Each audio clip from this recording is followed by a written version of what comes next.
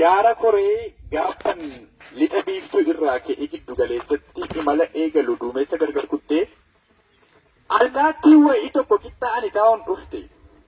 Karaa foddaa as siqxee gara kootti dhiyaattee ansi baruun barbaadaa eenyu siin jedhu jette. Akkam bitaaf mirgatti ni ilaalleef baalleedhaan foddaa cuftee utuu walirraan kutinis gaaffii ishee itti fufte. Abiyyii wajjin immoo jaalmarroo wajjin jirtaa? Ansi baruun barbaada eenyummaa keenatti himtaa? Woboon siin jedhu laata seenaa dukkanaan da'ate. Seenaa dukkanaan da'ate gara ifaatti kan baasu. Moo piippiidha siin jedhu kan ganda keessa naanna'ee kan ittee lafaa kaasu. Ati lookoo namaatii kan kaayyoo gootaa qabdu. Ati lookoo namaatii. Ati lookoo namaatii kan kaayyoo gootaa qabdu. Ati lookoo namaatii kan kaayyoo gootaa qabdu. Moo poolisii shimallisii tati kan takkaa dhoofnaan cabdu. Sanyii xaafii siin jedhu kan bultee boriif geessu. Moo goolicha dheengeeti siin jedhu kan iddoo siin mallateessu. Cittee kaatee dhugaa waliin dhaabbattaa? Moo shanee balleessinaa kottaa naaf hiriiraa jettee warra bashaa waammattaa? Maaf callifta? Maaf callifta gurbayyoo dubbadhu kaana jalaa? Eenyu jedhee si waamu garbuudha moo hatalaa? Fira gaafa rakkooti ati isa jige kan dhaabu? Moo ati sii coofarsooti isa wariin arraabu? Wallaalte ni barattaa? Sitti mannii qajeeltaa? Moo akka haadhu handaanqoo biyyoo haadhuu kajeelta? Kudhaama dhasiin jedhu kudhaama waadaan nyaanne. Kan irbaata ijoollee isaa waraabessaaf hin laanne. Kan afaanitti damma garaatti eebicha hin baanne. Moo gaararraa siin jedhu gaararraa bifa dhibbaa? Kan adda baasteen. Kan adda baasteen beekne hiikkaa ciqileef jilbaa. Eeyyee kan adda baafteen beekne hiikkaa areedaaf nyaaraa kan ganama akka daakuu kan galgala akka daaraa. Dubbadhu kaa gurbayyoo maaf calliftana jalaa? Eenyu jedhee si waamuu maqaa kamtu siif mala? Murtoo dabaaf dalgaatiin du'atti harkifamee isa dhugaa dubbatee piippiidhaan ajjeefame. Ati ilma Hacaaluu Hundeessaa ilma goota Oromooti? Moo gaafuma waa kosh jedhu fincaansi jalalooti. Ani gaa allaattiidha. Allaattii baalleen kaattu. Ishee foon walii dhiiftee waan waaqni kenneef nyaattu. Wajjinumaan balaliina qooddachuuf waan argannu allaattii akka koo wajjin wal dhabdee tokko hin qabnu. Gurmuudhaan baanee gallannu tokkummaatti amannaa. Gaafa gurmuudhaan kaanu xiyyaara kana yeroo kunnee bakka malle dhaqanna. Afaaniin damman cobsinu gobaa baannee garaatti. Baallee waliis cabsinee waliin gannu karaatti. Harcaatuu funaannachuufis hin dhannu bakka gabaa. Waci keenya hiika qaba. Sagalee walii beekna waci keenya hiika qaba. Atoo allaattii olii jiraattaa akkuma carraa uuma. Yoo soofittummaaf jibbii akkamiin si sukkuuma? Utuu waan nyaattu hin dhabin. Imaanaa seenaa nyaattaa? Fakkaattii waaqaan uumamtee allaattii gad jiraattaa? Gaafa waan saba keef hin taane magaalaa keessa deemuutti gaafa humni kee dhumu dacheen kun sinkomattuu samiin sitti hin gungumu. Muu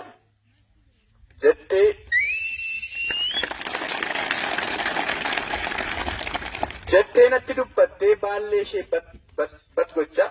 Yeroo isheen deemuuf kaatu duubatti na millachaa. Lakkii allaattii nana hin deemin turin jedhe. Anis isheetti dubbachuuf wanta garaan kofe. Ishakkiin waan tokko iyyuu hin shakkiyyaa allaattii. Ani ilma Maammoo Mazambiroo obboleessa Tasfaa'uun Camadaati.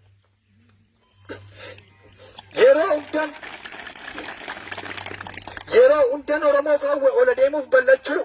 Gaaf tokko jedheen beeku lakkii kun nan galchu. Na galchamaaf nan galchu. Utuu Oromoon hin gammadin eessaan fida gammachuu. Kan dhiigaa walitti dhabne hundumtuu naaf obbolaa. Gaafa tokko asii cabu ani achiin okkola. Gaafa tokko asii baroodu ani achiin boorradha. Gaafa tokko asii madaa'u ani achiin hooqqadha. Gaafan dhabuuf argadhu gaafa qorraaf bulluqaa. Rakkinni Oromoo kootii na nyaata na tuttuqaa. Dhamaan itittuun jedhu. Dhamaan itittuun jedhu buquriidhaanis baaduu wanta Oromoof hin taane naaf ta'a jedhee yaadu. Wanta natti naqanis hin baadhuan akka okkoteef xaasaa fuullee dhumatti ilaaleen oolaaf yeeyyadda baasa.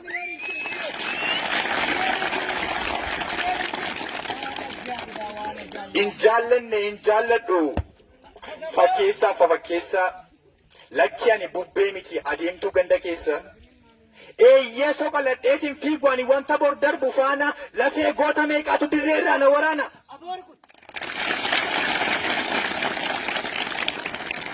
Adeemsi karaa kootii saalaan hin madaalamu. Fuulduratti harkifadha utuu man takaalamu. Biyyoon atti facaasan walitti funaanan ittiin biqiltuu dhaaba. Finyoo ittiin naqabuuf yaaban qabadheen tulluu yaaba. Shaneedha utuu manaan jedhanii warqeen natti mogga'a. Adurree ta'ee kufee leenca ta'ee ol ka'a. Shakkiyya allaatti eenyummaan koo shakkiin qabu. Lakki ani piippii miti takkaa dhoofnaan hin cabu. Jaalala Oromiyaa.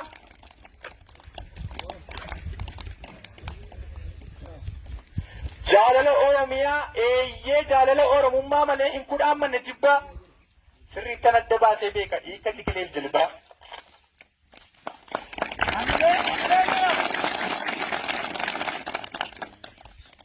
Takka addana fakkaatee takka achiin fakkaadhu. Takka addana fakkaatee takka achiin fakkaadhu. Dhiiga Oromoon jiifadhee dubbaata sobaan nyaadhu. Yaadannoo baaroon dubbisa huccuu taaddeen uffadha. Amma lubbuun jirutti dhugaa Oromoon dubbadha. Jedhee allaattiif deebifnaan isheenis baallee ishee bat gochaa balaliite na biraa na sobeere yaafra.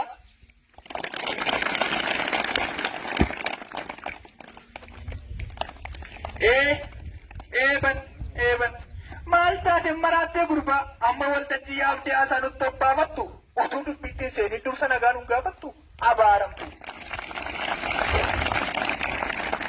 abaaramtu jettanii beeka akkanan komanne anarra wabuuf hooggantoota isaa akkasumas uummata zoonii kibbaa kaabaa argee qalbiin nagonnaan malee duras nagaan daganne. Egaa galatoomaa ulfaadhaa kan naalaatti waltajjii akkam jirtu wabuuf akkam jirtu hooggantoota akkam jirtu kaadhimamtoota.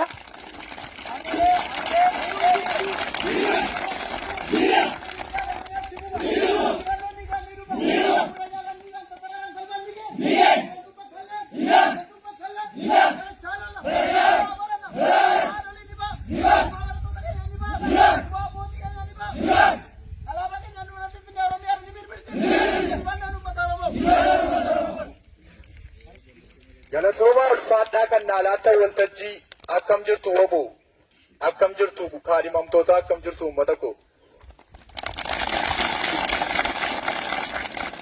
Waboo isinii warra kuftanii ka'aa ofii keessanitti risaa daangaa dhugaa eegdan. Wareega namummaatiin kokkee sobaa qabdanii dhugaa ifatti baasuudhaaf warra qolee cabdan. Warra haqa dhokataa awwaalaa kaachiftanii isin warra ofii agabuu bulaa isa kaan nyaachiftanii. Waboo isin warra galmee jallaatiif garaanis hin gammadini. Eeyyee isin warra imimmaannaa dhayyeessaa sinfinatti hin badini. Isin goota dhugaatii. Oraanuu bulaa hunduu. Duutanis seenaa biraa gumaatan banne qabdu. Bakka keessan hin ga'iin murtutteen ija'amaa dhugaa waan kabajaniif ulfaadhaa kabajamaa.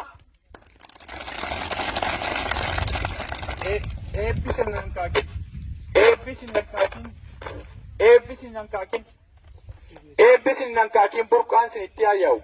Waaqayyos galmee dhugaarra maqaa keessan haa ka'u.